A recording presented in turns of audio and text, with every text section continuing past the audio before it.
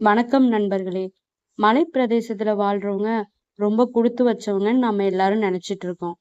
ஆனா அவங்களோட வாழ்க்கையிலயும் இருக்கிற கஷ்டங்கள் பற்றி நமக்கு யாருக்கும் அவ்வளவா தெரியறதில்ல.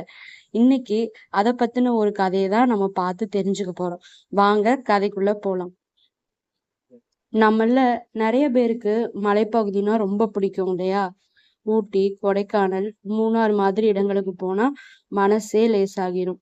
காலையில எழுந்ததும் பனி மூடிய மலைகள், குளிர்ந்த காற்று, பச்சை நிற மரங்கள் இதையெல்லாம் பார்த்தா இங்க வாழ்றவங்க ரொம்ப குடுத்து வச்சவங்கன்னு நாம நினைப்போம். ஆனா உண்மையிலேயே அவங்களோட வாழ்க்கை எப்படி இருக்கும் தெரியுமா? ஒரு பக்கம் இயற்கை அவங்களுக்கு நிறைய அழகையும் அமைதியும் தந்தாலும், இன்னொரு பக்கம் அதே இயற்கை சில நேரங்கள்ல அவங்களுக்கு பெரிய சோதனைகளையும் தருதாங்க செய்யுது. மலைப்பகுதிகள்ல மழை பெய்ய ஆரம்பிச்சா சில நேரம் ஏன் சில நாட்கள் கூட கணக்கில் நிக்காம பேஞ்சுக்கிட்டே இருக்குங்க. நாம மழைய ரசிப்போம். ஆனா அங்க வாழ்ற மக்கள் பயப்படுவாங்க. ஏன்னா அதிக மழையால அவங்களுக்கு நிலச்சரிவு ஏற்படலாம். சாலைகள் உடைஞ்சு போலாம். சில கிராமங்கள் வெளி உலகத்தோட தொடர்பையே இழந்து போடலாம். பள்ளிக்கு போற குழந்தைகள் கூட வீட்டிலேயே இருக்க வேண்டிய நிலை வருங்க. நம்ம ஊர்ல மழை வந்தா லீவு கிடைச்சிச்சுன்னு சந்தோஷப்படுவோம்.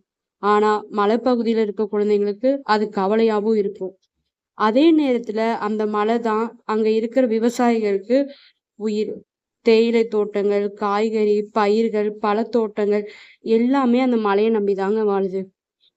அதனால இயற்கை ஒரு பக்கம் வாழ்வை கொடுத்தாலும் மறுபக்கம் சவால்களையும் கொடுக்குது.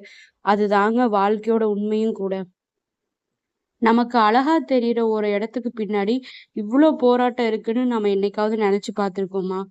அதனாலதான் அடுத்த தடவை நீங்க ஒரு மலைப்பகுதிக்கு போறப்போ அங்க இருக்கிற மக்களோட வாழ்க்கையும் ஒரு நிமிஷம் நினைச்சு பாருங்க. இயற்கை எல்லாருக்கும் ஒரே மாதிரி இல்ல. சிலருக்கு அது வரம், சிலருக்கு அது சவால். வாழ்க்கையில கஷ்டமும் இருக்கும், சந்தோஷமும் இருக்குங்க. ரெண்டும் மாறி மாறிதான் வரும். ஆனா கஷ்டம் வந்துருச்சுன்னு நம்பிக்கையை இழந்துடக்கூடாது.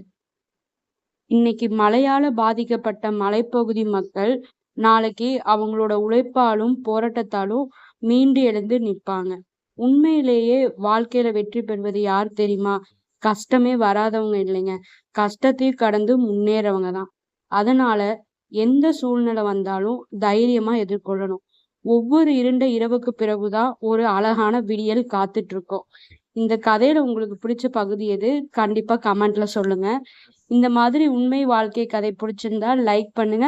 அண்ட் மறக்காம நம்ம சேனலை சப்ஸ்கிரைப் பண்ணிட்டு பாருங்க.